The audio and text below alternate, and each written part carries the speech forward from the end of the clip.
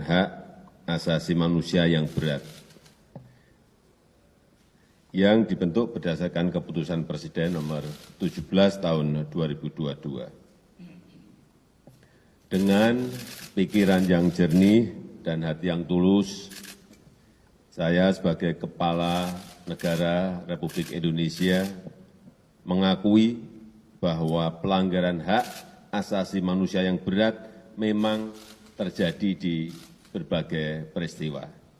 Dan saya sangat menyesalkan terjadinya peristiwa pelanggaran hak asasi manusia yang berat pada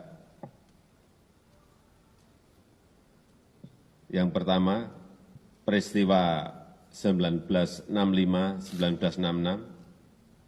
Tapi karena saya tidak tahan, saya harus sampaikan. Saya harus sampaikan betapa besarnya ancaman bangsa ini.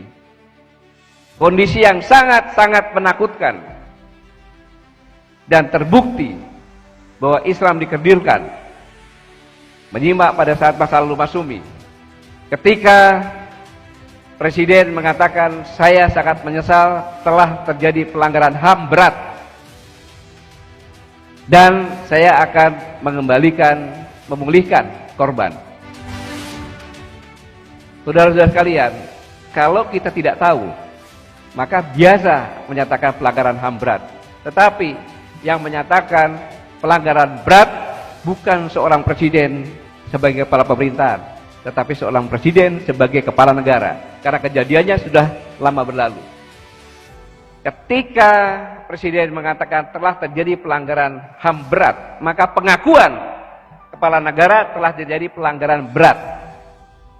Saya tidak mengatakan yang lain-lain, cukup saya berikan contoh tahun 6566. Berarti itu pelanggaran yang dilakukan oleh ABRI pada saat itu, karena sebagai alat negara. Mengapa tidak tahun 60 sampai 61, 62, 63, di mana banyak umat Islam yang dibantai oleh PKI, di mana PKI adalah sebagai non-state actor tetapi dekat dengan pemerintahan. Berarti kalau 6566 hanya membelai PKI saja, menyalahkan ABRI.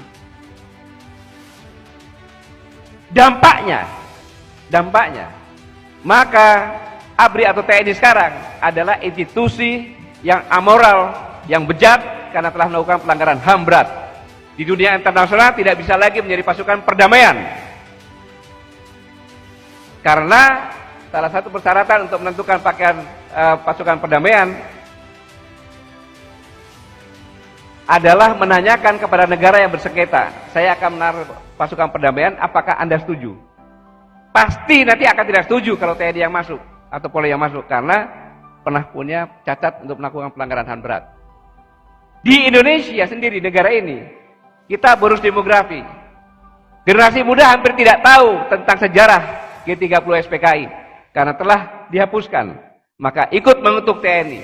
Saudara-saudara, pertahanan negara ini bisa dipertahankan dan ditakuti oleh seluruh dunia bukan karena hanya TNI saja, tapi kemandunggalan TNI dan rakyat.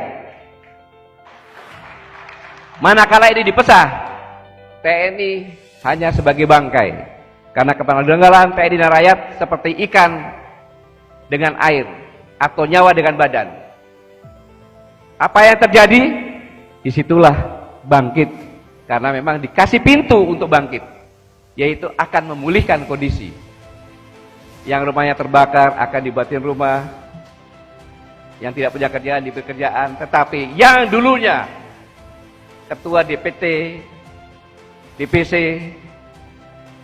ketua partai akan dipulihkan. Dia nuntut dong. Maka yang dipulihkan ada Partai Komunis Indonesia. Dan ini adalah satu pelanggaran.